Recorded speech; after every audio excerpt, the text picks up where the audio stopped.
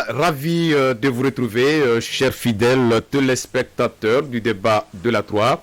Veuillez nous excuser du retard accusé dans le début de cette émission débat qui nous a permis, le retard qui nous a permis de mettre quelques points sur les i, comme on l'a dit.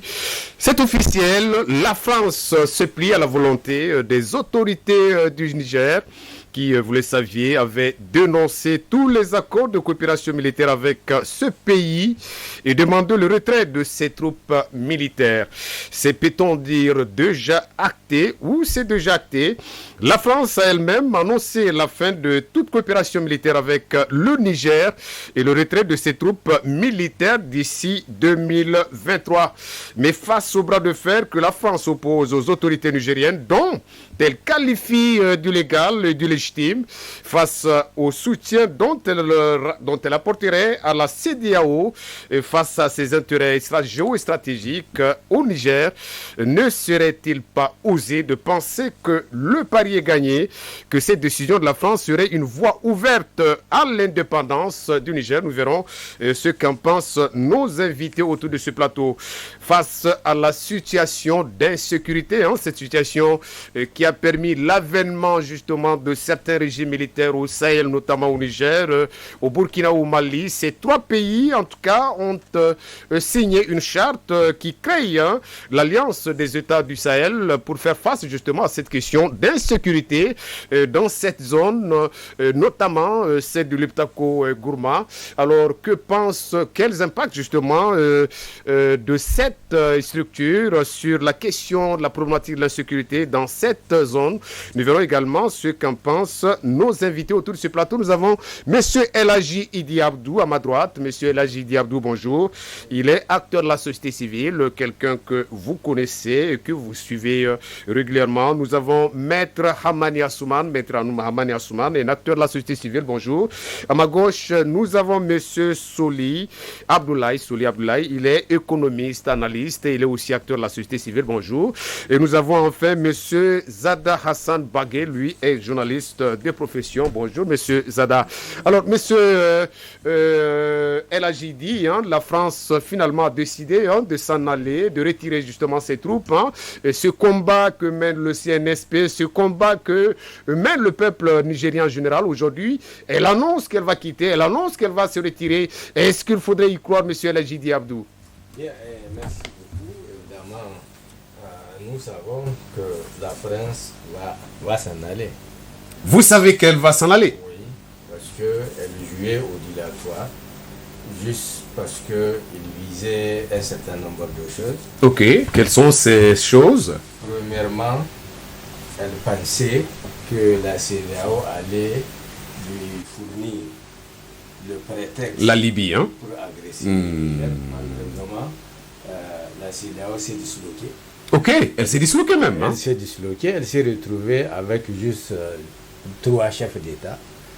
Le président Talon. Sur les 4 ou 5 qui étaient très engagés au départ. Et le président Ouattara. Ok. Tinubu qui était avec eux a finalement été rattrapé par la réalité parce qu'il court un vrai danger chez lui. Pour le moins, il serait destitué, sinon il doit subir un coup d'État. Ok. Et comme il a compris, vous voyez, il est silencieux, maintenant il a même disparu. Donc il n'y a plus cet alibi pour la France, donc du côté de la CEDEAO, d'accord? La CEDEAO ne peut plus fournir parce qu'il n'y a plus de CEDEAO. Ok, ça c'est une chose. C'est une affaire entre lui et les 3 chefs d'État. Ok. Deuxièmement, il jouait sur la division du CNSP. Ok. Et le CNSP est plus que jamais uni et soudé. Ok. Troisièmement, il cherchait à créer un fossé entre le peuple et le CNSP. D'accord. Malheureusement encore, le peuple est resté soudé, mobilisé. Le peuple est de corps avec l'armée, le gouvernement et le CNSP. D'accord. Donc finalement, ils ne peuvent pas éternellement violer le droit international, ils le savent très bien. Donc ils seront obligés, évidemment, parce que les agissements de Macron, finalement, étaient une menace aux intérêts français, et les Français lui ont dit ça. Parce que finalement, tout le monde a vomi la France. Et en France, même des voix pas des mondes lui ont fait savoir d'arrêter ses conneries diplomatiques. On a demandé le départ de notre ambassadeur, il faut le rappeler, c'est ça la convention. Il fallait juste le rappeler, tout à fait. Vous ne pouvez pas vous installer dans la violation de la convention. Et effectivement, il violait les droits internationaux parce qu'un autre élément, c'est qu'il pensait que le peuple nigérien allait saccager son ambassade. Ok. Mais il n'a pas compris. En fait, il est complètement détaché, il ne connaît pas la réalité de l'Afrique. Parce que d'abord, il n'a jamais été un politicien. C'est quelqu'un qui a été parachuté par le lobby financier et qui s'est retrouvé comme par hasard président de la France. Et du coup, il s'est entouré des gens qui lui ressemblent, qui ne peuvent pas voir au-delà de ce qu'il voit. Et du coup, il s'est embourbé et il n'y a plus rien à faire. Il n'y a plus d'alibi. Non, il n'y a plus rien. Maintenant, donc, il ne peut pas éternellement continuer parce que c'est militaire. Dès lors que les délais expirent, ce n'est plus des militaires, c'est une force d'occupation.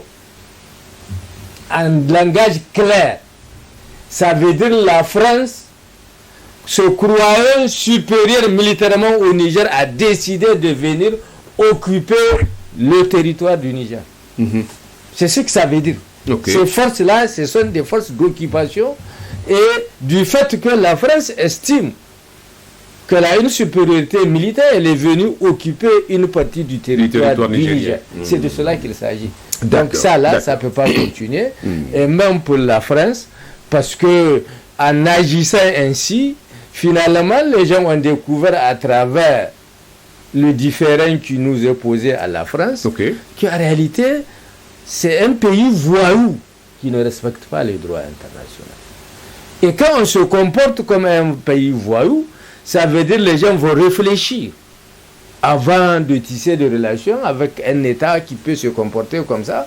Ça veut dire nous-mêmes, chacun se dit, nous-mêmes, si on tisse des relations, c'est ça, il va se comporter. Et ceux qui ont déjà, ils se posent la question, ah, nous, on n'a pas compris. Donc, ce gars-là, il va se comporter ainsi.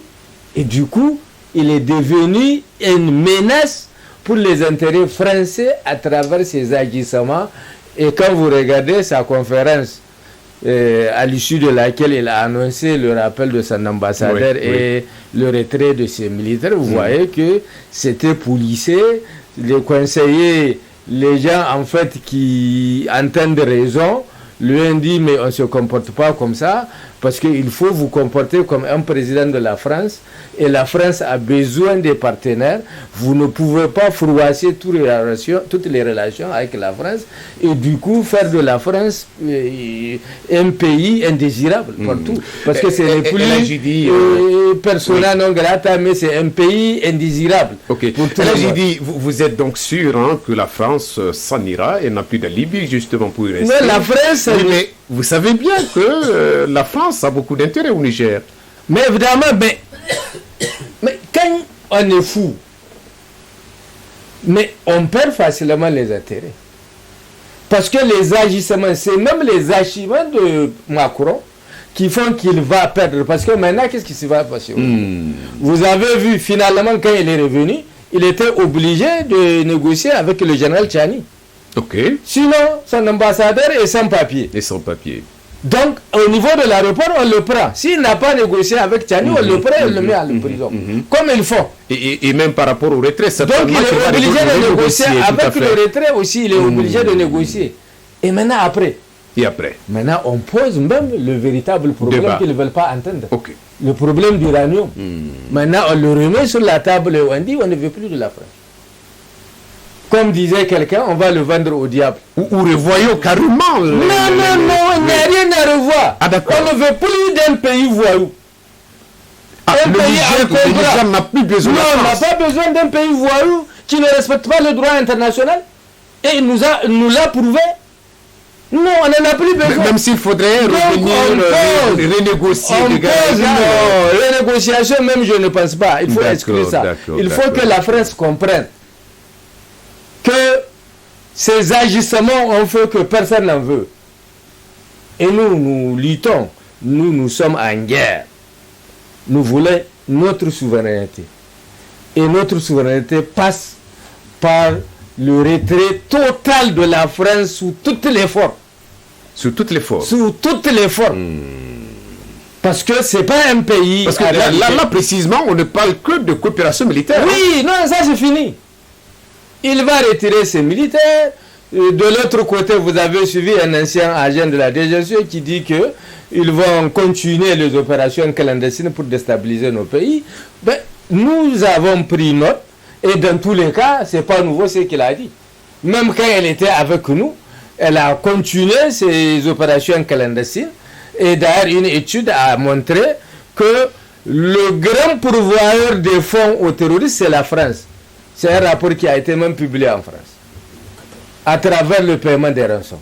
Donc, dans tous les cas, les Maliens, les Burkinabés ont démontré, et d'ailleurs, c'est même pourquoi les Maliens ont porté plainte auprès du Conseil de la sécurité des Nations Unies, le soutien de la France aux terroristes. D'accord. Et comme les éléments sont probants, mais la France, disposant d'un droit de veto, a verrouillé et a empêché à ce qu'il y ait elle a su convaincre les autres vétos. Non, c'est pas une affaire de convaincre, c'est une affaire de rapport de force. D'accord. C'est une affaire de rapport de force, c'est comme ça le monde. Il fallait tout de même convaincre. Donc ils ont empêché à ce qu'il y ait discussion, parce qu'ils savent que si le Mali expose alors là, ces preuves en face du monde à travers le Conseil de sécurité, c'est que tous les peuples du monde qui sont en relation avec la France vont la chasser des Merci. Merci El Hadjidi, je reviendrai à vous. Monsieur Amani, maître, vous venez de l'entendre. El Hadjidi croit que la France va partir parce qu'elle n'a plus d'alibi d'y rester au Niger. Est-ce que vous y croyez également? Merci Jibo. Je salue les téléspectateurs et je dis bonjour aux panélistes. Effectivement, le débat, je suis entièrement d'accord avec Alajidi. Le débat qui a cours actuellement, c'est que c'est non seulement un débat de droit, mais c'est également un débat de réel politique. Qu'est-ce que je dois dire par là? Je vais dire à partir du moment où la France, comme Alajidi l'a dit tout à l'heure, je suis tenté même de dire et de trois. C'est-à-dire à partir du moment où la France a quitté le Mali, la France a quitté la France a quitté le Burkina. Actuellement, la France est sur notre territoire. À partir de cet instant, moi je pense qu'il y a beaucoup de choses qui sont passées depuis que la France est là. Depuis l'avènement le 26 juillet 2023, l'avènement du CNSP au pouvoir, il y a un certain nombre d'actes de droit, un certain nombre d'actes juridiques qui ont été posés. Primo, c'est par rapport à la dénonciation des choses. Les actes ont été, les accords de coopération, notamment les accords de défense là, ont été dénoncés. Dès l'instant où ça a été dénoncé, il n'y a pas de base légale. Donc à partir de cet instant, il y a l'ambassadeur qui s'est mis à la danse. À partir du moment où s'il ne savait pas, s'il avait en tout cas déféré à la convocation ou disons à l'invitation du ministère des Affaires étrangères de notre pays, on n'allait pas en arriver là. On allait peut-être prendre la tangente, aller prendre un autre virage. Mais à partir du moment où il a refusé d'obtempérer, en tout cas à une convocation ou disons à une invitation du ministère des Affaires étrangères de notre pays, je pense que ça c'est un acte grave en relation internationale. La France aurait dit à cet instant, dès ce moment, la France aurait dit rappeler son ambassadeur pour consultation, peut-être pour lui dire, peut-être à ce niveau, qu'est-ce qui est le point d'achoppement. Mais c'est pas à la France. Mais elle a préféré enfoncer le coup, les autorités de fait qu'elles ne reconnaissent pas les autorités de fait qui ne sont pas légitimes. C'est pas à la France de juger à ce niveau. Donc la première des choses. Et elle continue de les traiter, dans les relations internationales, la France qui a comment on dit, la patrie des Lumières, la France qui est gardienne, qui respecte les libertés fondamentales, qui lui crie la France, voilà la France qui fout au pied la Convention de Vienne. On dit vraiment la Convention de Vienne, en son article 9, dit que vraiment l'ambassadeur, à tout moment, l'État accréditaire, c'est-à-dire en l'espèce de notre pays, peut déclarer la personne non grata, que ce soit l'ambassadeur ou n'importe quelconque membre de la mission diplomatique. En l'espèce, le Niger a dit que vraiment il ne sont pas d'accord avec ce qui se passe, telle personnalité est déclarée personne non grata. Donc, le Niger n'a pas à donner les motifs. Il fallait juste dire à partir de moment c'est un pouvoir discrétionnaire. Ça a été fait juste pour dire à quel moment nous de notre côté au niveau du Niger la légalité a été respectée de bout en bout. Ça c'est le deuxième acte. Le troisième acte, on n'est pas allé jusqu'à chose. Les franchises n'ont pas été choses. Les diplomatiques n'ont pas été violées. À partir du moment où il s'est reculé dans l'ambassade, personne n'est parti à aller chercher. Donc voyez jusque là. Donc je vais dire que la France vraiment a joué sur toute la ligne. La France n'a pas joué en pays diplomatique, alors que la France est censée être les garants des droits humains, les garants du respect des droits internationaux, comme il l'a dit aider dans le monde, mais la France n'en a qu'une. On constate que la France avait un autre agenda, il l'a dit. L'agenda, c'est de... Elle avait même plus joué à la provocation. Tout à fait. Donc l'agenda, c'est de pouvoir se servir de la CEDEAO en tant qu'instrument pour pouvoir, en tout cas, semer les chaos dans notre pays. Et Dieu n'a pas été... Vraiment, Dieu est au contrôle, ça n'a pas été le cas, et ça ne sera pas le cas, Inch'Allah. Maintenant, pendant qu'on est à ce niveau, je pense qu'il faut se dire une chose. Quelle est cette chose? La lecture qu'on doit se faire, c'est que la France n'a jamais eu une politique étrangère africaine conséquente en Afrique. La France, ou disons le contenu conséquente, ça veut dire qu'il y a le contenu là, ça a toujours été au détriment des notions, il l'a dit. À part la coopération militaire, il y a d'autres accords dans le domaine économique, les contrats miniers et autres. Mais la France a toujours, depuis la colonisation, la France n'a jamais quitté l'Afrique. La France est toujours là en train de mise sur nos comptes. Vous voyez ce qui s'est passé la dernière fois. Et vous pensez que cette fois-ci, je pense que cette fois-ci, puisque le monde, la géopolitique mondiale a changé. Il y a beaucoup de choses qui sont en train. Il y a des acteurs émergents sur la scène internationale. La France, à un certain moment, la France s'est basée sur le fait qu'elle a son statut de membre permanent des Nations Unies. La France s'est basée sur ses ex-colonies en Afrique occidentale française, chez nous, et en Afrique équatoriale française. Donc ces colonies-là, il y a un peu partout dans le monde, et c'est des départements d'outre-mer qui apporte beaucoup de choses. L'Afrique, disons la France, si elle est 5e puissance mondiale aujourd'hui, c'est parce qu'elle s'est basée, tout ce temps-là, elle s'est basée sur les richesses africaines. C'est vraiment sur ces pays. Et Dieu merci, aujourd'hui, il y a une prise de conscience véritable. Je pense qu'il faut le dire sans embâche, c'est un échec. En tout cas, pour choses de la politique sécuritaire, la politique tout court, la coopération, en tout cas, de la France sous notre tropique, c'est un échec. Il faut le dire, c'est un échec aujourd'hui. Maintenant, la France doit tirer les conséquences parce que la France n'a pas été conséquente. On ne peut pas résumer une politique étrangère pour une puissance comme la France, que se résume tout simplement à la chose terroriste. À l'exploitation. Non, de plus, je veux dire la coopération contemporaine. Je pense que pour eux, ça se résume à la lutte anti-djihadiste. Non, le truc a bien avant, la coopération a bien existé. Il y avait même une cellule africaine. La lutte anti-djihadiste sous fond d'exploitation. Bien sûr, c'est toujours là, tout à fait. On dit la même chose. Donc vous voyez, c'est pour dire que la France n'a pas été cohérente. La France doit tirer les conséquences et la France n'a pas d'autre choix que de quitter notre pays. Et pas seulement, et puisque c'est ça, c'est le début. Je pense qu'il y a beaucoup, comme Alhaji l'a dit, on doit mettre beaucoup de coopération sur la table. Ça, ce n'est qu'un pan, ce n'est que la coopération militaire, la coopération de défense et de sécurité. Selon Alhaji dit, il faut carrément couper avec la France. Bon, tout dépend de ce qu'on sait que la France aura nous proposer. Donc on ne sait jamais. Nous sommes dans un monde, nous sommes dans un monde, comment on appelle ça, c'est un village planétaire. Globalisé, on aura besoin des uns et des autres, on ne sait jamais. Mais pour le moment, il faut qu'on montre à la France, on remet tout sur la table. Quels que soient les différents accords, on les remet sur la table. On peut vivre sans la France. On peut vivre sans la France. On peut évoluer sans la France. On peut évoluer sans la France. Mais tout dépend, parce qu'aujourd'hui, je vous ai dit à l'âge et l'autre, Jibo, il y a des acteurs émergents sur la scène internationale. Il y a des regroupements internationaux qui tiennent en haleine même, qui sont même en train de dépasser le temps, qui sont en train de dépasser le monde occidental. J'ai fait allusion aux BRICS, j'ai fait allusion qui représentent pratiquement la moitié de la population mondiale. Donc vraiment, c'est des grandes puissances. La Chine, le Brésil, l'Inde, l'Afrique du Sud, c'est des acteurs émergents, c'est des pays émergents sur la scène internationale. Donc aujourd'hui, l'ancienne, c'est vrai, c'est même eux qui ont mis le multilatéralisme en crise. C'est-à-dire le fait qu'il y ait plusieurs au niveau des Nations Unies. Vous avez vu ce qui s'est passé la dernière fois. Ça veut dire qu'il y a certains qui continuent à utiliser les Nations Unies, l'ONU, comme un instrument à eux, en tant que puissance. Je pense que les temps ont changé. On n'est plus au lendemain de la Seconde Guerre mondiale. On n'est pas au moment de la création de 1945 des choses. Vous voyez, l'Afrique n'a aucun représentant au niveau du Conseil permanent des Nations Unies. L'Afrique fait 54 pays aujourd'hui. Je l'ai dit avant la dernière fois. Donc, vous voyez, c'est avec à peu près 1,3 milliard d'habitants. C'est quand même inimaginable. Avec beaucoup de richesses du sous-sol et du sous-sol. Et on continue, malgré tout, il y a toujours des contrats léoniens. On doit définir en fait nos politiques. Donc, c'est pour ça, je suis d'accord avec elle, on doit remettre sur la table tous ces différents contrats qui sont des contrats léonites, qui ont des dispositions coloniales, j'allais dire. Quand on dit que, par exemple, par rapport à l'uranium, voilà les conditions dans lesquelles la France nous a mis un contrat d'adhésion. C'est-à-dire ils ont préparé leur contrat et ils sont venus nous soumettre, nous en signe. Donc je pense que les temps ont changé. Aujourd'hui, c'est des gagnants-gagnants. Les dispositions des contrats, différents contrats doivent être discutés. Surtout les contrats à caractère économique doivent être discutés gagnant-gagnant. Chacun doit pouvoir donner sa part de choses, quoi, en termes d'obligations, en termes de revenus, en termes de rétribution. Chaque partie au contrat, que ce soit, je vais dire, entre la France et les discussions d'égal à égal. Ce qui n'était pas le cas depuis tout ce temps. Donc pour vraiment me résumer, je vais dire que la France doit se dire que quelque part elle a fauché. La France a choisi Macron, notamment Macron, parce que les anciens chefs d'État, à part la France au temps de Mitterrand, ils n'avaient pas cette coopération. Il y avait même la cellule, j'étais en train de l'étoile, il y avait même la cellule africaine à l'Élysée qui s'occupe des choses, quoi.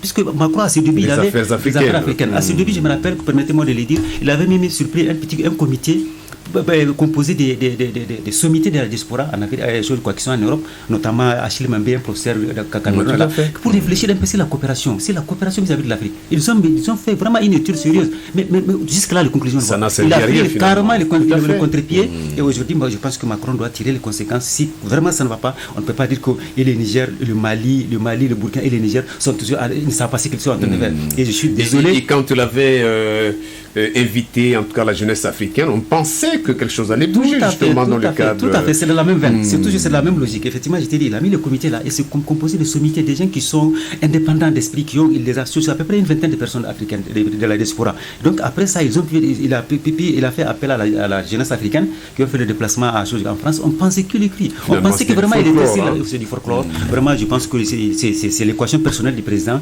Macron n'a jamais, comme il l'a dit, Macron n'a jamais été un homme politique. Il n'a jamais été du monde politique. Je pense qu'aujourd'hui, il est rattrapé par vraiment ces différentes impairs, ces conséquences. Et pour le dire, c'est un échec total, c'est un échec patent pour en tout cas la coopération militaire en Afrique. Ça ne doit pas se résumer au seul fait que c'est la lutte anti-guerrieriste. Il y a d'autres pans. Les accords de coopération, à l'espace des accords de coopération de 73, au temps de Queen, c'était quoi? C'était pour un peu primo aussi, pour faire lever la puissance, pour que nos armées montent en puissance en termes de renseignement, en termes de formation de nos officiers. Mais après, on a vu, ça a été dévoyé, ça n'a pas été le cas. Merci maître. Monsieur Soli, vous êtes analyste, économiste. Hein. Je disais tout à l'heure dans mon introduction que face à ces intérêts géostratégiques, est-ce qu'on peut penser qu'il va être facile pour la France de quitter le Niger? Est-ce que vous y croyez également? Bien sûr, monsieur Djibo, je vais commencer d'abord par vous remercier et vous féliciter. Féliciter Canal 3 pour vraiment cet acharnement que vous faites dans l'éveil de conscience. Merci. Et dans l'apport que vous faites au niveau du sentiment patriotique. Merci, ça nous encourage beaucoup en tout cas. Voilà. Alors, je commencerai par dire que en droit, on dit que nul ne peut prévaloir de sa propre turpitude. Comme Maître l'a bien rappelé, le camarade Abdoulaye, ils nous ont rappelé, en fait, il y a eu des cas, ce qu'on appelle la jurisprudence. Donc, nous avons vu, il y a eu un coup d'État au Mali. Les Maliens ont demandé le départ de l'ambassadeur français, le départ des troupes françaises. La France a acté. Ils n'ont pas cherché midi à 14h. La même situation s'est posée au Burkina Faso. La même chose, le départ de l'ambassadeur et le départ des militaires. Voilà que maintenant, en juillet 2023, un coup d'État se passe au Niger et les autorités nigériennes demandent leur départ. Le départ de l'ambassadeur et le départ des troupes. Mais la France, avec toute son intelligence, n'est-ce pas? Parce que je rappelle que beaucoup de nos cadres ont été formés en droit international en France. Et la France, c'est la sommité en ce qui concerne, en tout cas, le droit international, la connaissance du droit international. Alors, la France a refusé parce que tout simplement, il y avait ce comportement de turpitude et il y avait ce comportement de condescendance. Où il pense est-ce que M. Soli, ce ne serait pas lié au fait qu'au Niger, en tout cas, la France a des très gros intérêts? Oui, elle a plus que Burkina Faso, mais aussi, il faut comprendre la façon, parce que quand vous prenez historiquement la façon dont la France est venue pour installer ses bases, c'est de façon illégale. C'est de façon illégale. Tout ce qui a été fait au temps de Issou, le peuple nigérien ne savait pas.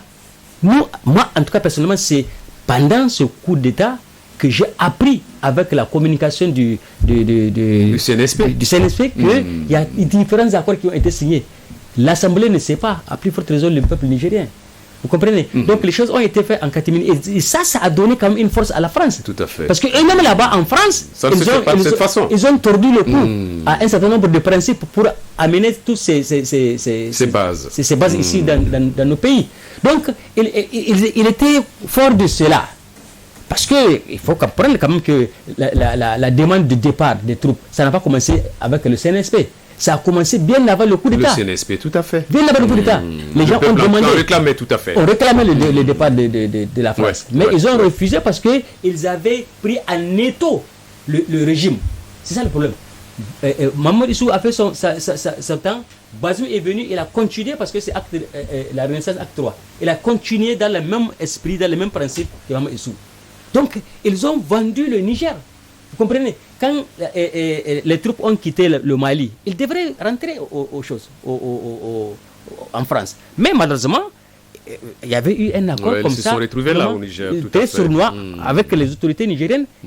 Et ça, c'est Bazoum, parce que ce n'est pas autant de Issouf, c'est autant de Bazoum. Quand les choses. Tout à fait. Les Français sont venus installer leur base. Mais ceux qui ont quitté maintenant le Mali et le Burkina pour aller chez eux, ils sont restés au Niger, ça c'est avec Bazoum. Ouais. Donc vous voyez bien qu'il y a eu vraiment mal donne.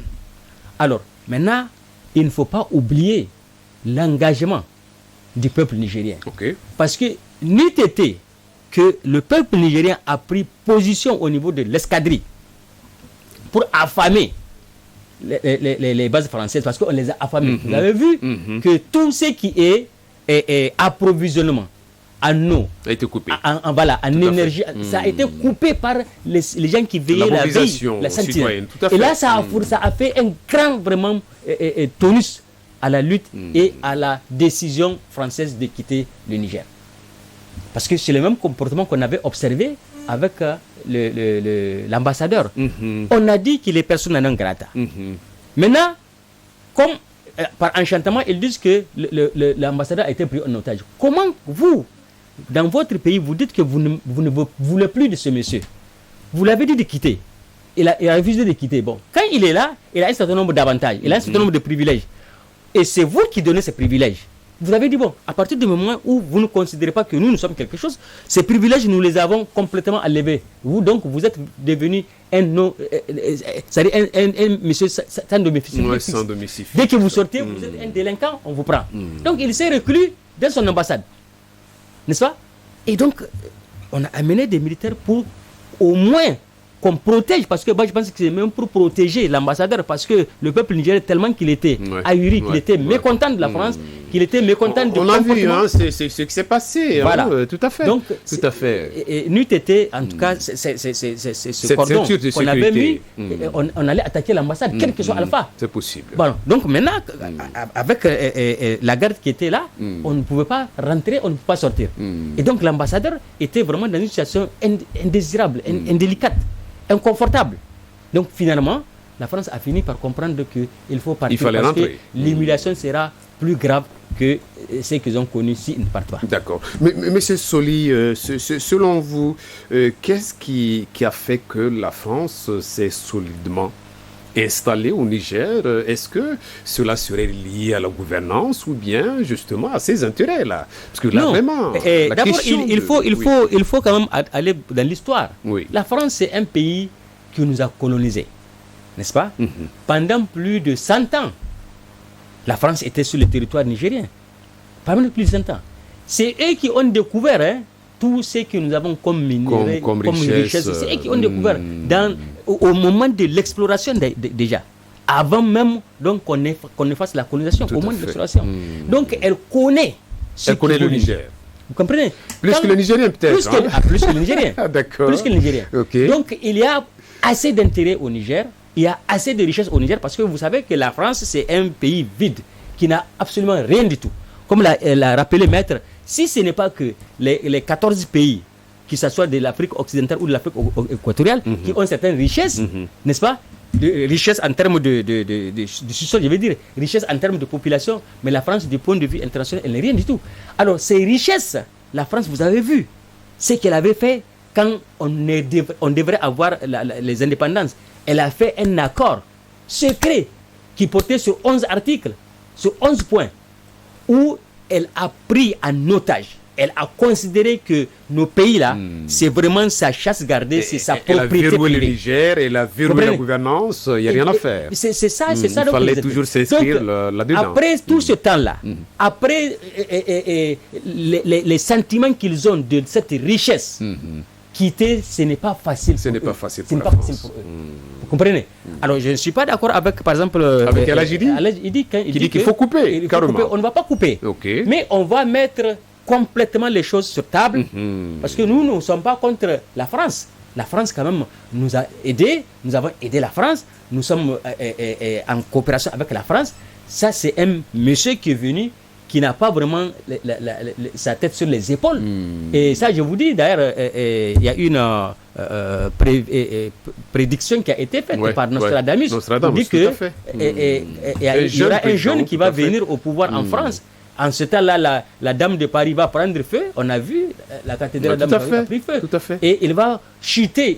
Il sera la cause de la chute totale de la France, n'est-ce pas, qui va devenir de 5e pays au 16e pays du point de vue économique. Et nous y sommes. Hein? Donc, ils vont partir. Nous allons, parce que ça a commencé déjà avec Tanja, parce que vous savez très bien que, comme a rappelé le maître, c'était des contrats léoniens. Tanja, quand il est venu, il a changé les codes miniers et pétroliers. On a amené beaucoup de modifications, beaucoup de il va falloir qu'on le fasse. Absolument. Même maintenant, on va le faire peut-être au niveau du conseil consultatif, les assises de conseil. Bien sûr. On va faire une sorte d'acceptisation de ce code-là, pour vraiment prendre uniquement les intérêts du Niger. Donc, faire un code gagnant-gagnant. Merci. Alors, maintenant, si la France peut venir, elle peut venir. Tant mieux, elle peut. Tout à fait. Ce serait une question de négociation. Alors, M. Zada, la France, le peuple a voulu, les autorités, le CNSP, aujourd'hui, on est sûr qu'elle va partir, mais on s'interroge si réellement elle s'en ira. Oui, bonjour Djibo. Merci de nous avoir invités sur ce plateau. Et il faut rappeler d'abord que Macron, c'est un têtu, un fiefé qui s'est embourbé dans son attitude vatanguériste contre notre pays. Et c'est un monsieur qui a toujours évolué à marge de la réalité, en fait. Parce que Macron, dans son ignorance, il allait jusqu'à mettre à l'écart que ce cadre néocolonial qu'on appelle la France-Afrique, qui agonisait longtemps et en phase d'être enterré complètement. Il est venu, il est sur ses chevaux.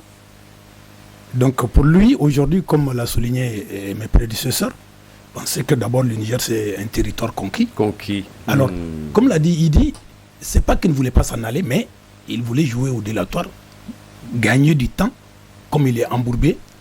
Maintenant, comment reconquérir les acquis? Parce que il a compris que tout est foutu, parce que en réalité, la France ne s'attendait pas à un coup d'État au Niger. Elle pensait avoir créé toutes les conditions pour maintenir effectivement le pouvoir déchu et ses alliés pendant autant qu'ils voudront. Voilà. Maintenant, c'est-à-dire, il faut le dire, ils ont été surpris par ce coup d'État. Alors, au point d'être déboussolés. Alors, ils voulaient gagner du temps. Gagner du temps pour maintenant changer la tendance. Mais comme il a toujours mal fait, il est maladroit, parce qu'il faut le dire, il a toujours été maladroit, autant dans sa politique interne qu'externe. Il faut le dire, aujourd'hui, elle a donc jamais un président cherché un plan B, voilà. C'est cela. Voilà, c'est ça, effectivement. Et le plan B, moi je dis, sans vouloir être pessimiste, il dit que ce monsieur-là, il est capable de tout. Donc il va quitter, certainement. Mais il va quitter comment?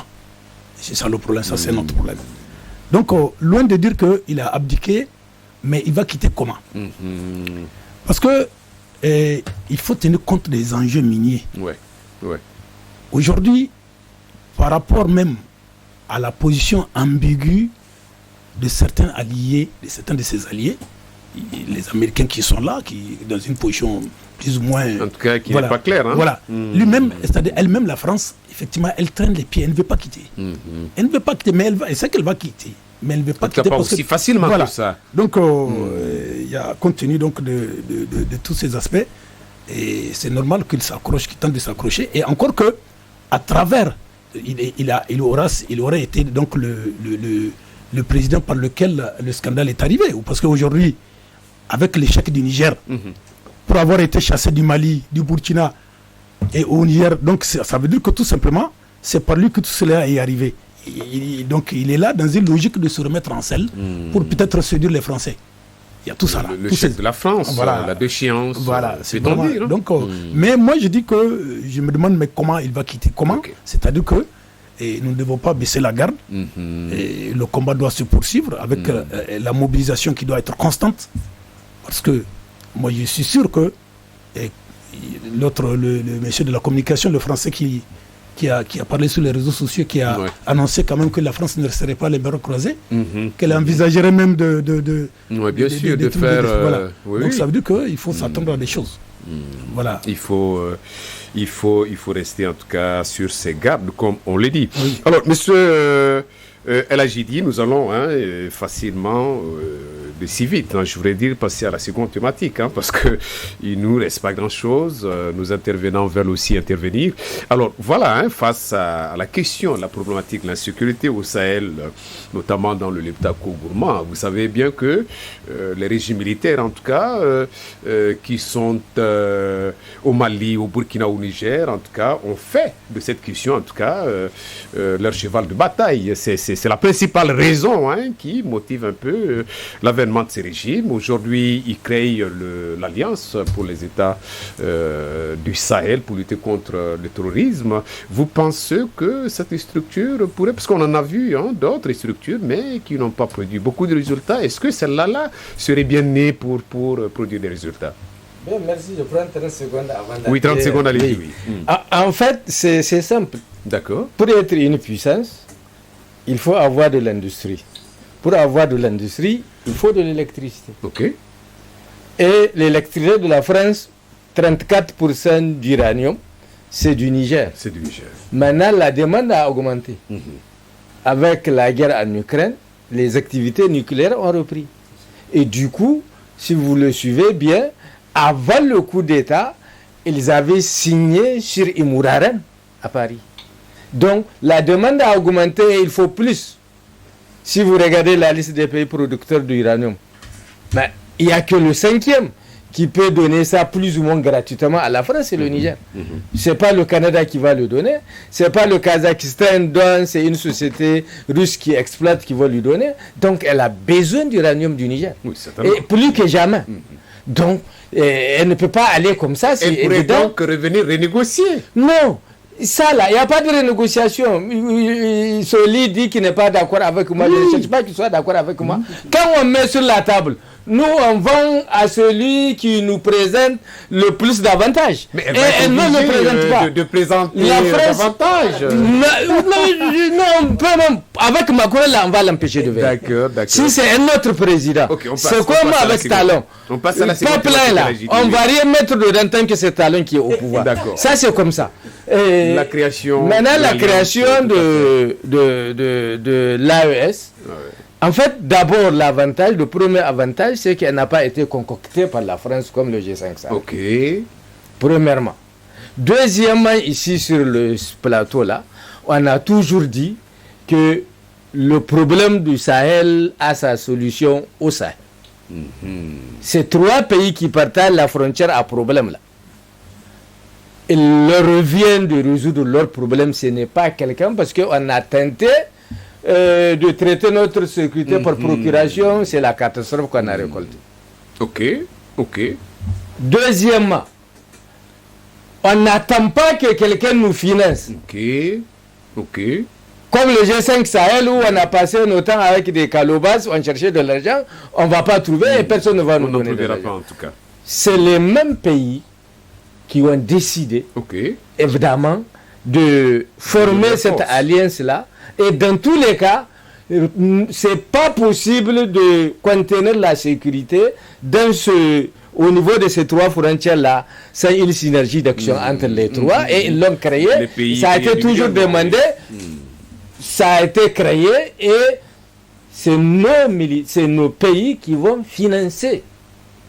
Et je crois que c'est une force multinationale, pas des militaires juste à poser, des militaires du Niger par là, des militaires. Non, c'est une force qui est ensemble.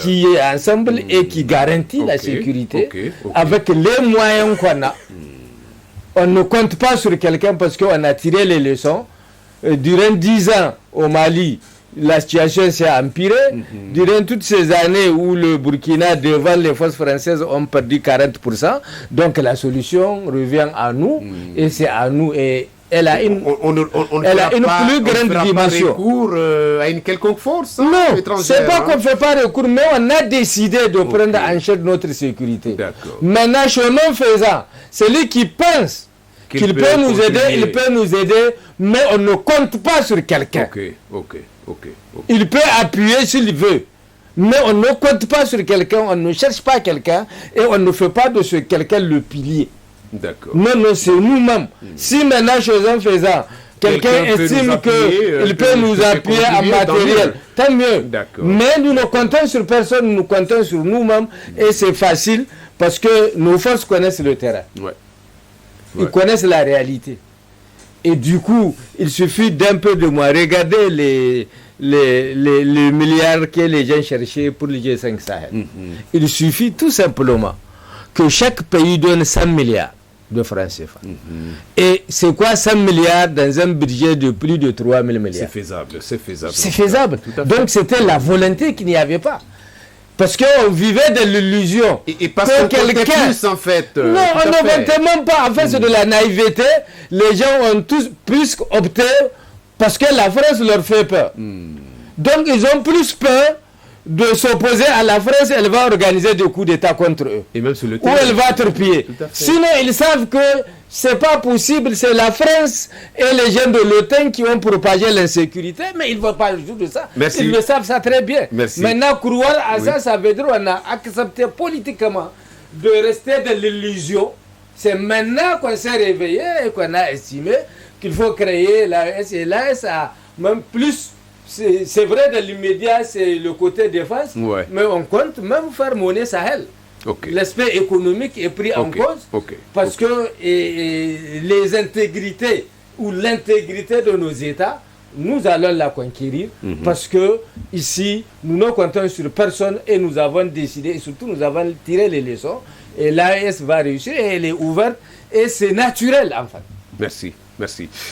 Alors, maître, qu'est-ce que vous en pensez aussi de la création de l'AES? Est-ce qu'elle va contribuer véritablement à la lutte contre l'insécurité au Sahel, notamment dans les Liptako-Gourma? Voilà, merci Jibo. Vous me permettrez, à la suite de de dire un mot par rapport à la première thématique. Je voudrais juste dire qu'effectivement, nous sommes, comme les uns et les autres l'ont dit, nous sommes vraiment à un tournant historique de la quête de notre souveraineté. Réel, véritablement. Donc, nous sommes vraiment sur un tournant décisif. C'est pour cela que je l'appelle, effectivement, comme l'autre l'a dit, de moi, je n'appelle à la vox populi, c'est-à-dire le fait la voix du peuple là, en latin. Ça doit être toujours démis davantage, plus que ça doit retentir plus que jamais. C'est-à-dire c'est toujours parce que comme l'autre l'a dit, avant-hier il y a un leader dont j'ai tiré le nom qui l'a dit, une bête n'est jamais aussi dangereuse quand elle est blessée. C'est-à-dire la France, elle est vraiment blessée aujourd'hui. Donc c'est pour dire que jusqu'au dernier moment, c'est surtout quand une bête est blessée qu'elle est capable de pire. Elle peut réagir. Elle peut réagir, elle peut mordre. Tout à fait. Donc c'est pour ça que j'ai dit, c'est pour imaginer, mais c'est pour dire qu'on ne doit pas baisser la garde. Alors je l'ai dit, on doit vraiment chose quoi. Surtout qu'il y a des voix qui sont sorties pour appeler à la déstabilisation de notre pays. Je pense qu'on doit être démise. La vox populi doit être toujours des choses quoi, doit se faire entendre partout dans le monde. Parce que quelque part, j'apprécie ce qui a été fait. Je salue le peuple nigérien par rapport à la mobilisation.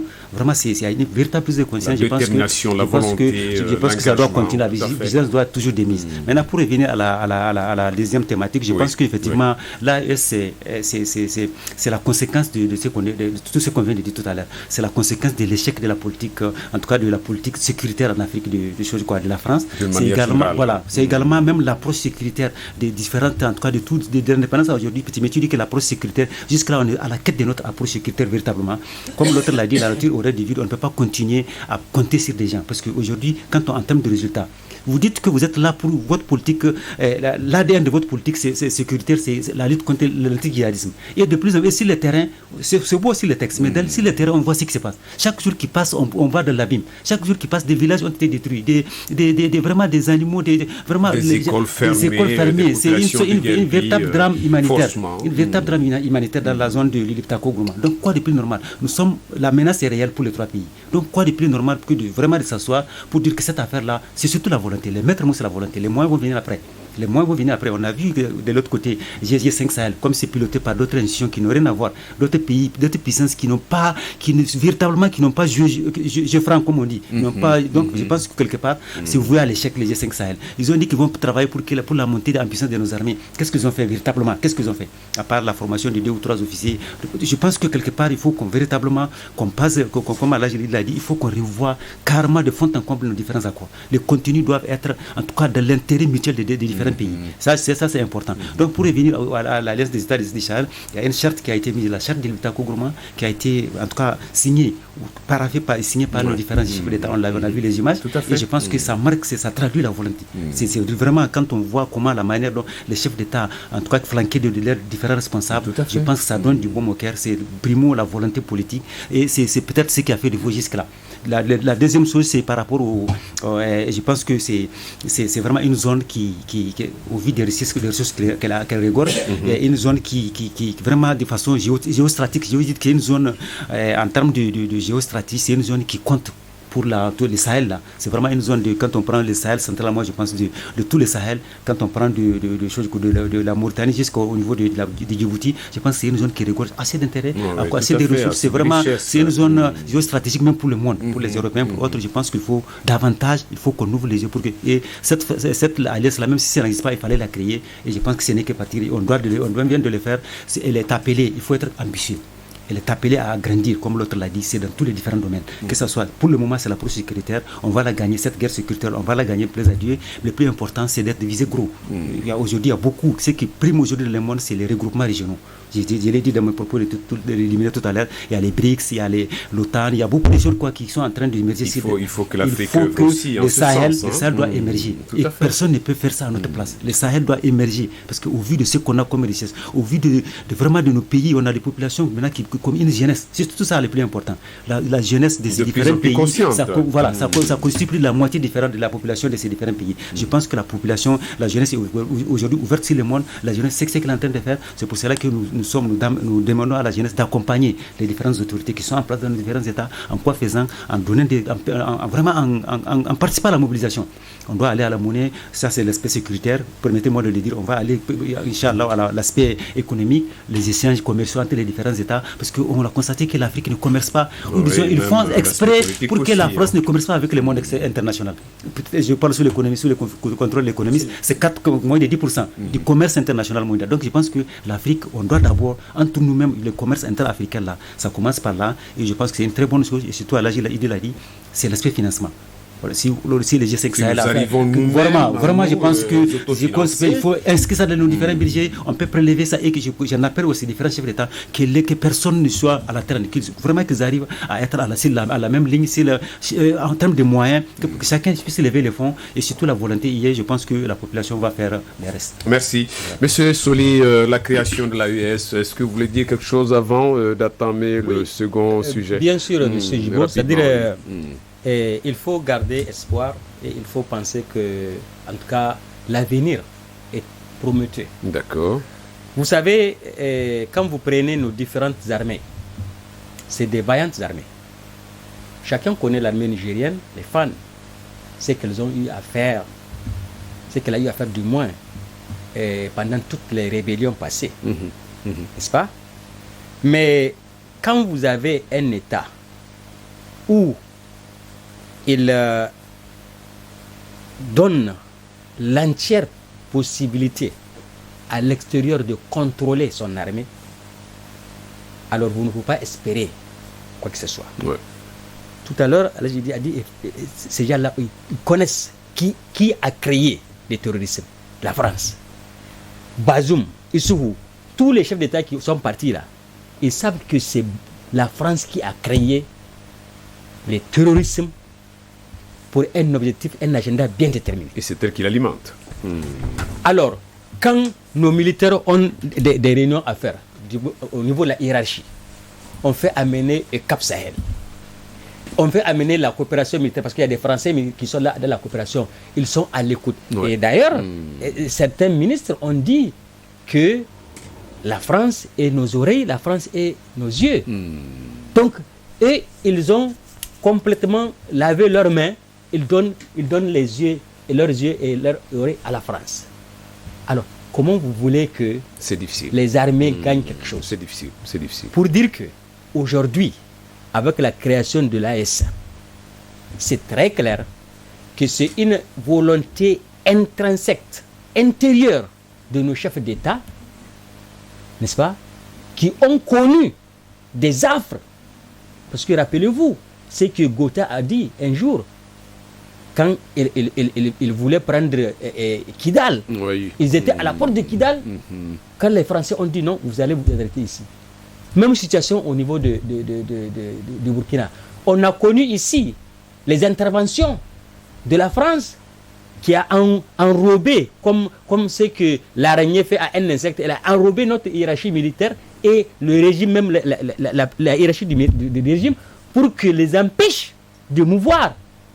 Quand il faut déployer nos militaires, ils atteignent toujours des ordres qui ne viennent pas. Quand il faut déployer les vecteurs aériens pour aller attaquer, ils sont là, les avions, ils ne servent à rien. Parce que tout simplement, il y a une complicité, une duplicité. Ce qui n'existe pas maintenant avec cette alliance des États du Sahel. Les camarades ont parlé de financement, donc un autofinancement qui est très important. Quand vous êtes financé par quelqu'un, il est obligé. Vous ne pouvez rien décider. De faire ce qu'on appelle Donc il faut que ce financement soit fait par ces États-là. Et je pense bien que c'est bien possible. Issou a dit à un moment que le Niger est un pays riche, mais mal géré. C'est parce que tout ce que vous voyez là, qu'on dise aux Nations Unies, nous n'avons pas donné notre quote-part, à l'UEMOA, on n'a pas donné notre quote-part, c'est parce que tout simplement, les dirigeants là ont un agenda qu'ils veulent montrer au peuple, à la face du monde que le Niger est un Niger pauvre. C'est pas parce que nous sommes pauvres, c'est parce qu'ils sont en train de faire vraiment une image sale. Et pauvre d'esprit aussi. Comprenez. Donc moi, en définitive, je suis complètement d'accord et complètement espérant par rapport à la création de cette AES. Merci. Monsieur Zadon, on va très rapidement. Oui. Je pense que la création de l'AES est plus que salutaire, puisqu'il s'agit de mutualiser les efforts. Et sans cette synergie-là, on ne peut pas gagner cette guerre-là, il faut le dire. Donc, de manière que c'est bien réfléchi de créer ce cadre pour véritablement livrer le combat contre l'insécurité. Vraiment. Tout à fait. Et je pense que ça, nous n'avons pas à en douter, parce que le terrain est aujourd'hui occupé de façon très stratégique et les preuves sont là. Aujourd'hui, les terroristes ne savent plus où tenir. Ok. Donc, mais moi je dis, au-delà de ce cadre de sécuritaire, il faudrait que cette alliance ait, comme l'enseignaient certains déjà, ait cette ambition monétaire-là. Parce qu'aujourd'hui, notre maintien dans ce cadre du CFA, cette monnaie de songe, qui constitue d'ailleurs le véritable cadre d'esclavage déjà. Parce que vraiment, on ne peut pas être indépendant tant que nous sommes dans ce cadre de CFA. Et je pense qu'au-delà de propre monnaie. Il faut créer cette monnaie pour permettre donc l'avènement d'un espace communautaire qui puisse véritablement servir donc, nos trois pays. Et je pense que ça, là, il est clair que d'ici quelques temps, d'autres États suivront. Ça, j'en suis sûr. Parce que je vous dis, pour que nous, en tout cas, débarrassions de ce joug colonial-là, il faudrait qu'on ait notre monnaie. C'est très important. Moi, je pense que c'est ça. Voilà. Merci. Voilà la régie. Nous allons devoir passer la parole à quelques intervenants qui nous suivent et qui veulent bien intervenir justement dans ce débat. Les deux sujets. Le premier, c'est cette annonce de la France finalement qui accepte la fin des accords de coopération militaire avec le Niger, qui dit qu'elle va retirer justement ses forces d'ici à 2023. Est-ce que vous y croyez? Et pourquoi? Alors, maintenant, la création de l'AES, toujours, dans le cadre de la lutte contre l'insécurité au Sahel, notamment dans le Liptako Gourma. Alors, le numéro, c'est le 80 90 07 80, 80 90 07 80. Je pense que au niveau de la... Oui, allô, bonjour. Bonjour, monsieur Jubo. Bonjour, monsieur, vous voulez intervenir? Allez-y. Monsieur Jubo, la France quitte, mais elle reste. La France quitte, mais elle reste. La France quitte, mais elle reste. Pourquoi? Qu'est-ce que vous voulez dire là? Effectivement, M. Jubo, nous, on nous a pris, et puis c'est même ça sur le terrain, on est dans le territoire. Le monde est divisé en deux parties. Le système impérialiste et le système communiste. Ok. Maintenant, la France fait partie du système impérialiste. Les gens crient la France quitte, la France quitte. La France quitte, mais il y a ses alliés qui sont là. Ces alliés qui sont Il y là. il y a le Washington, l'Amérique est là, l'Allemagne est là. Tout le système impérialiste est là. Et ils sont bel et bien alliés, tout à fait. Maintenant, M. Djibo, vraiment, il ne faut pas couper l'arbre qui est mauvais. Voilà, vous êtes parti. C'est pertinent ce que vous venez de dire. En tout cas, nous attendons toujours quelques interventions avant de repasser la parole à nos intervenants qu'ils puissent réagir en 1 minute. Voilà, c'est le 80 90 07 80 80 92. Oui, allô? Salam alaikum. Wa alaikum salam. Allez-y, vous voulez intervenir, c'est monsieur? Bonjour, Bonjour, monsieur. Vous appelez d'où? j'ai pas de collage, c'est Abdelaziz ça. Allez-y, monsieur. Intervenez. Et c'est vrai, je vais appeler ce qui est passé. D'accord. La France est partie, mais son nombre reste au Niger. Décidément. Parce qu'on a des Français entre nous. Donc on doit rester vigilant, ouvrir grandement nos yeux. D'accord. Et d'innocence. D'accord. Chaque Nigérien doit ouvrir son œil et regarder ce qui se passe autour de lui. Autour de lui. On n'est pas trop capable d'entendre. Merci et bonne journée. D'accord. Décidément, la France va quitter, mais elle y demeure, ce que pensent nos intervenants. Elle a des alliés qui sont là, et donc, par conséquent, elle ne peut qu'être là. Qu'est-ce que vous en pensez? Voilà, c'est le 80 90 07 80. Allô, bonjour. Oui, bonjour, monsieur. Je suis de retour. Allô? Je suis de retour. Oui, allez-y, très rapidement, monsieur. C'est Mokhtar Isaka. Oui, Mokhtar, allez-y. Je disais, la France quitte, mais elle reste. Oui. Maintenant, M. Djibo, pour être plus clair, aujourd'hui, si on doit faire le combat, on doit faire un combat sincère d'abord. Un combat sincère, qu'est-ce que vous voulez dire? Un combat sincère. Oui, qu'est-ce que vous voulez dire? Je veux dire que vraiment, aujourd'hui, si on ne veut pas de la France, ça veut dire qu'on ne veut pas du système impérialiste. Et les États-Unis, tout l'Europe, tous les systèmes impérialistes doivent faire une balayage. Alors il faut couper avec tous les pays impérialistes, c'est ça? Tout le système impérialiste. Après, parce que si on fait référence à la Russie, on plonge dans le système communiste. Ok. Et les communistes, on sait de quoi ils sont capables aussi. Les communistes ne font pas du gâteau. Les communistes tuent. Les communistes ne négocient pas. Les communistes sont pires que la France. En termes de droits de l'homme, il faut se dire la vérité. Le choix s'annonce difficile, on dirait. Monsieur Djibo, oui. Moi aujourd'hui, je suis le seul Nigérien qui a toujours contesté le régime de Bazoum. Ah oui? Moi, Bazoum, là où il m'a plu, Bazoum était le seul président qui a dit à Washington même, aux Nations Unies, qu'on ne veut pas de la France. Après, ses alliés, ses amis, je fais référence à Issou. C'est le Issou qui l'a menacé, il est sorti plus. Non, on veut de la France encore. Donc les jeunes doivent faire très attention à ce qu'ils racontent. Parce qu'on a l'histoire. Donc les jeunes doivent faire très attention à ce qu'ils disent. Parce que l'histoire est là, les jeunes sont là. Ok, Mokhtar, merci. Parlons de second thème. Oui, ne monopolisez pas la ligne, M. Mokhtar. En 30 secondes. Oui, en 2 secondes, allez-y, oui. Là, il reste là. M. Djibo, aujourd'hui, on est dans un monde de guerre. La guerre, là, pour faire la guerre, il faut de la technologie. D'accord. D'accord. Aujourd'hui, est-ce qu'on a des... On est financièrement... Est-ce qu'on a des moyens technologiques pour faire une union pour contrecarrer les terroristes? Mais vous êtes de ceux qui pensent que nous sommes pauvres? Non, M. Djibo. Oui. Pauvres mentalement d'abord. Mentalement, on est pauvre. Il faut se dire la vérité. On est tous des Nigériens, on est tous des Africains. Mais souvent, il faut accepter la réalité. Même si ça fait mal, il faut l'accepter. Merci. Il faut l'assumer aussi. Merci Mokhtar.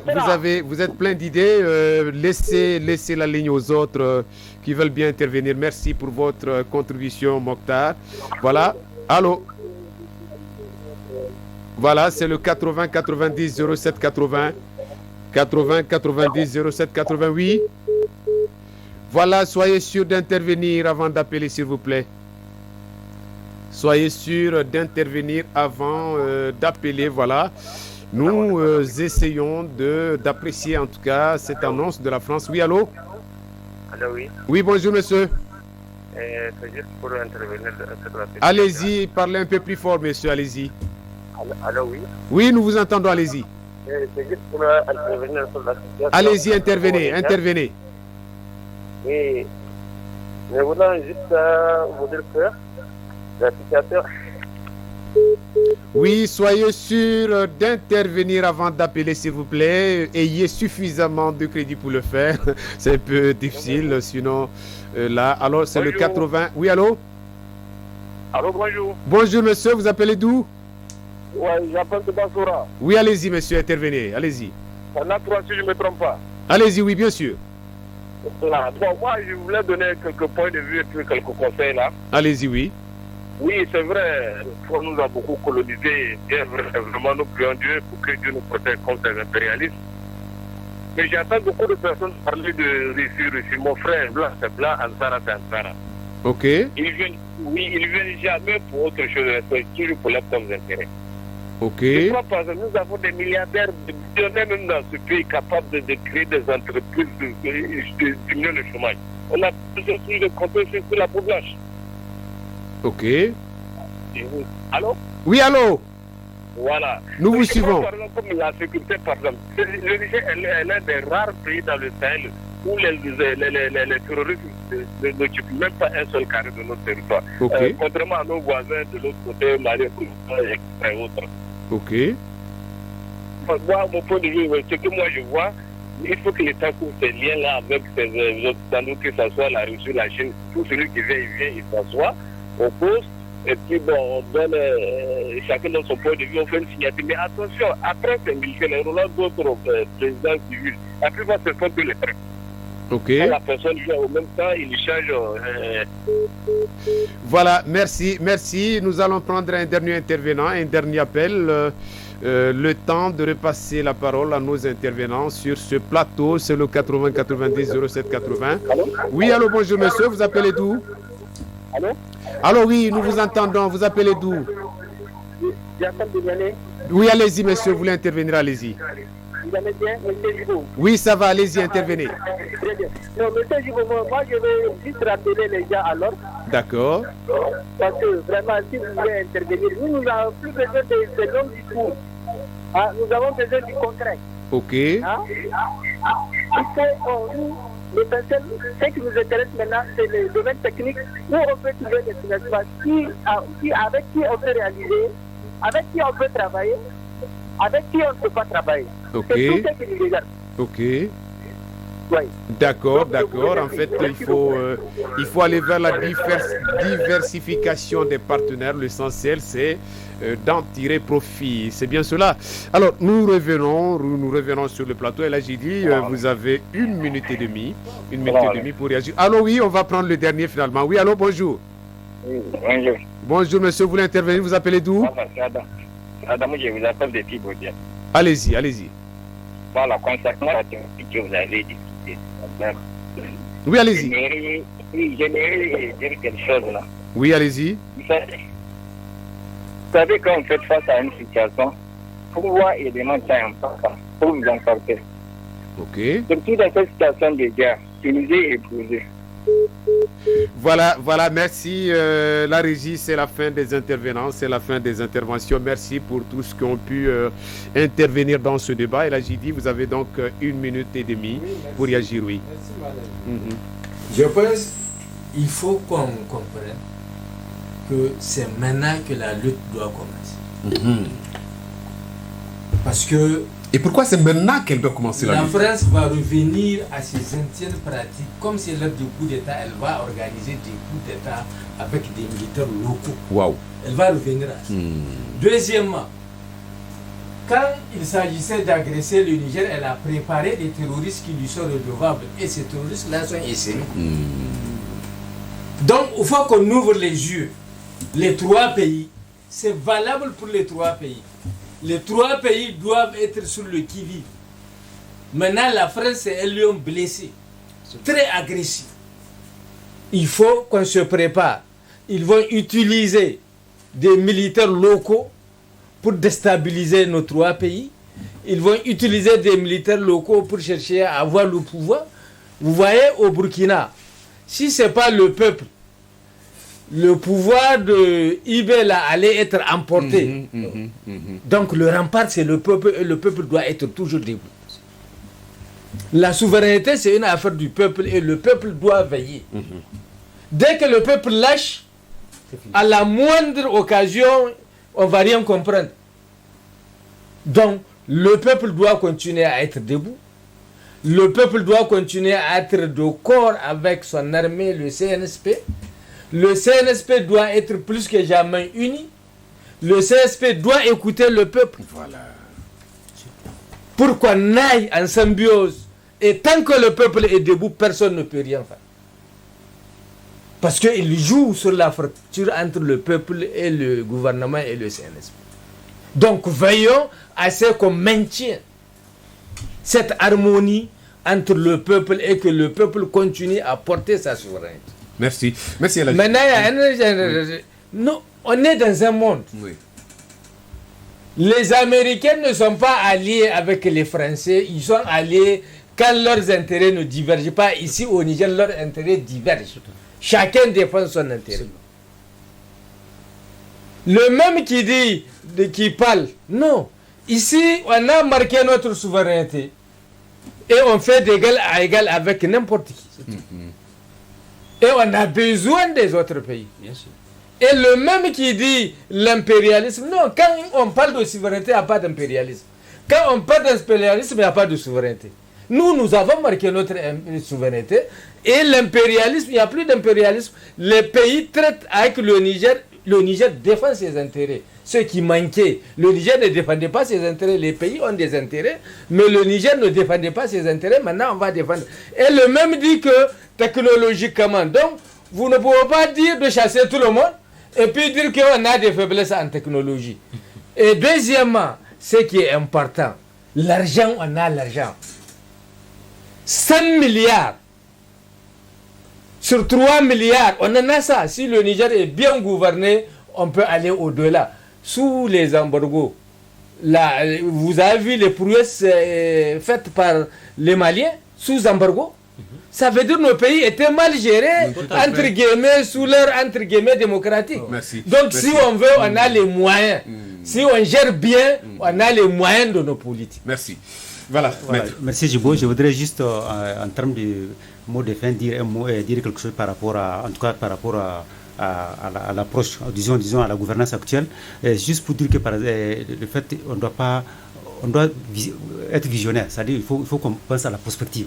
Maintenant, on est dans une situation où personne ne peut assurer c'est à nous d'assurer notre devenir, notre futur dépend de nous, notre devenir dépend de nous. Le plus important, c'est de travailler pour avoir c'est déjà dans l'AEC, dans l'alliance là, c'est de travailler à avoir une architecture de défense commune. C'est ça le plus important. Et c'est ça le truc même de l'ADN même de l'ADN, le motif même de la création de l'AES. Le plus important, c'est de dire que c'est des militaires qui sont, Dieu merci, qui sont à la tête de ces États. Peut-être c'est des stratèges. Ils savent mieux que quiconque pour pouvoir peaufiner des stratégies. C'est eux qui doivent définir leur stratégie en mettant en avant, parce qu'ils le savent mieux que nous. Le fait de dire, par exemple, on a vu que l'approche, le tout militaire a donné de ses limites, a montré ses limites. C'est-à-dire, on ne doit pas mettre le tout militaire. C'est pour cela que j'ai dit que l'AES là doit être, c'est un bébé qui vient de naître, mais on doit l'aider à aller chose quoi. C'est-à-dire à devenir adulte jusqu'à son apogée. En quoi faisant, par exemple, aujourd'hui, le fait qu'on mette au cœur l'approche sécuritaire là.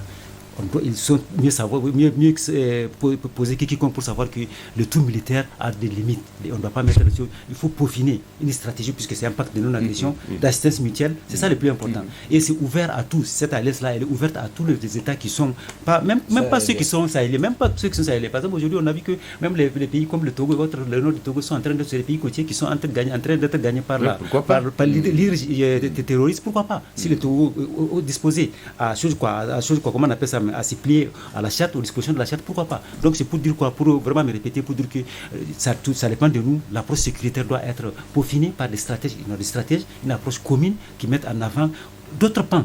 Par exemple, c'est pour cela que économie et la lutte contre la guerre, c'est deux choses qui, je parle sous le contrôle de l'économie, ça va de pair. Parce qu'aujourd'hui, quand on résout l'approche économique, quelque part, si on résout le problème économique, c'est comme si on lutte de façon implicitement contre le terrorisme. C'est pour ça que c'est des choses qui vont de pair. L'approche le tout militaire a des limites, c'est-à-dire on ne doit pas mettre tous nos moyens dans l'approche militaire, mais le plus important, c'est tout en travaillant sur les volets économiques, sur les facteurs sociaux de base, travailler pour qu'il y ait de ce côté aussi la chose sécuritaire soit réglée, soit en tout cas vraiment va être un mauvais souvenir devant nous. Quoi. Merci. Voilà. Monsieur Soli, oui. Oui, donc je vais dire pour un peu réagir par rapport bien sûr, aux camarades qui ont intervenu de l'extérieur du studio. En fait, pour de rappeler que en termes d'incarnation du patriotisme et de la recherche de dignité, je crois que nous devrons penser et respecter le président Feu Sékou Touré. Sékou Touré qui a demandé l'indépendance de son pays en votant non à 58. N'est-ce pas? Et vous avez vu la réaction de la France, le comportement de la France. La France a levé jusqu'aux ampoules pour dénuder la Guinée. Mais ça n'a pas empêché au Feu Sékou Touré de chercher la coopération avec la France d'égal à égal, dans le respect de la dignité de chacun. Vous comprenez? Quand vous prenez aujourd'hui la Russie, elle est en guerre avec les impérialistes, les Occidentaux. Mais quand vous partez, aujourd'hui, il y a l'ambassadeur des États-Unis en Russie, il y a l'ambassadeur de France, il ne nous a pas chassés. Alors, il faut comprendre que c'est une question de souveraineté, comme l'a rappelé le camarade Eddy. Si on accepte tout celui qui va venir dans notre pays et qu'il accepte notre souveraineté, qu'il accepte notre personnalité, notre dignité, il n'y a pas de raison. Et on a besoin, nous ne pouvons pas vivre en vase clos, c'est impossible. Et ça va en contradiction avec ce qu'il a dit, parce qu'il a dit que nous sommes défaillants, nous sommes insuffisants par rapport à un certain un niveau technologique. Alors il nous faut chercher ça ailleurs. Vous comprenez? Nous n'avons pas de moyens financiers pour exploiter toutes les richesses dont on parle. Tout à fait, il faut chercher les moyens ailleurs. Le capital impérialiste, mais il faut le faire quand même avec un certain bon sens et un certain respect des principes qui doivent régir, comme on l'a dit tout à l'heure, et un certain nombre de choses que nous allons mettre dans le code minier et pétrolier voilà, au Niger. Maintenant, en ce qui concerne la perspective qu'on a dit mettre, moi, mon inquiétude, et comme l'a souligné aussi tout à l'heure Kamara dit, c'est que nous avons mis en chantier quelque chose. La transition, le président de la transition avait dit qu'elle ne va pas accéder, selon ses vœux. Ça peut être autre chose. Elle ne va pas accéder 3 ans. Donc ça veut dire qu'en 3 ans, on a tout fini. Mais maintenant, après la transition, qui va venir? C'est ça le problème. Et c'est pour cela, toutes les inquiétudes que nous avons aujourd'hui avec sur la France, ces inquiétudes peuvent ne pas avoir lieu maintenant, mais après la transition. C'est pour cela il faut que les autorités militaires savent faire le choix nécessaire par rapport à ceux qui vont venir au pouvoir et aussi prendre des mesures draconiennes dans notre constitution. J'avais dit ça à un moment au niveau de la voie du Sahel. Le Conseil consultatif national a du boulot à faire. Il y a des boulots à faire. Il va falloir réfléchir. Il y a beaucoup de choses à faire pour que nous conservons les arrières. Sinon, on va faire un travail inutile.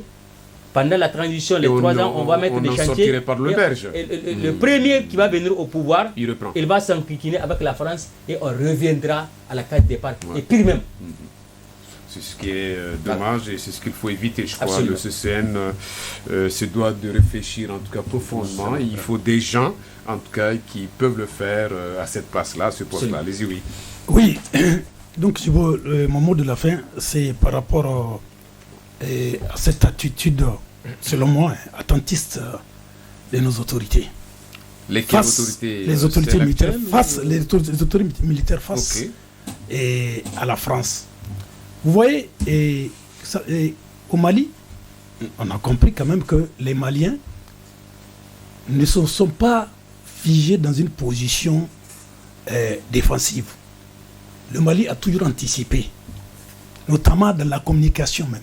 Aujourd'hui, pour garder cette constance dans la mobilisation, le peuple a besoin effectivement que les autorités communiquent, que les autorités prennent des décisions souvent pour aller à l'offensive par rapport à la France. La dernière fois, vous vous rappelez quand il s'est agi de fermer notre espace, mais les gens ont beaucoup apprécié ça. Automatiquement, la France a parlé. C'est comme ça qu'il faut. On est dans un contexte de guerre. Il faut qu'elles se montrent virulentes, ces autorités se montrent virulentes par rapport à la communication. Il faut le dire. Vraiment, elle est morose, cette communication. On a l'impression qu'on joue d'abord, qu'on attend chaque fois que la France, d'abord les médias propagandistes aillent raconter des choses pour qu'on réagisse un peu. Voilà, nous on n'aime pas ça, on est dans une logique de guerre, il faut aussi attaquer. Attaquer comment? C'est-à-dire que dans la communication et aussi pourquoi pas dans la prise de certaines décisions. Voilà ce que moi j'ai vraiment fortes décisions. Voilà, il faut que nous sommes chez nous, nous sommes souverains et nous marchons vers notre avenir. Il n'y a pas de raison qu'on aille se claustrer dans une position où on attend seulement d'être attaqué pour réagir. Merci. Non, voilà. Merci, chers invités. Merci, chers téléspectateurs. Nous sommes à la fin de ce numéro du débat de la 3 qui a porté en tout cas sur deux sujets d'actualité. Le premier, c'est cette annonce de la France qui se décide finalement de retirer ses troupes et de mettre fin, d'accepter que les accords de coopération militaire dénoncés par les autorités actuelles prennent fin et que les troupes puissent rentrer chez elles en France. Et, le second sujet, c'est bien la création de l'AES, cette alliance en tout cas, et pour ces trois pays qui doivent désormais s'entraider pour lutter efficacement contre l'insécurité au Sahel, notamment dans le Liptako Gourma. C'est la fin de ce numéro, vous pourrez le suivre demain à partir de 14h déjà, le dimanche à partir de 14h, et puis le lundi à 15h30, vous pouvez justement suivre ce numéro et sur quand même nos canaux qui vous seront partagés incessamment. Merci de l'avoir suivi, ce serait à la prochaine.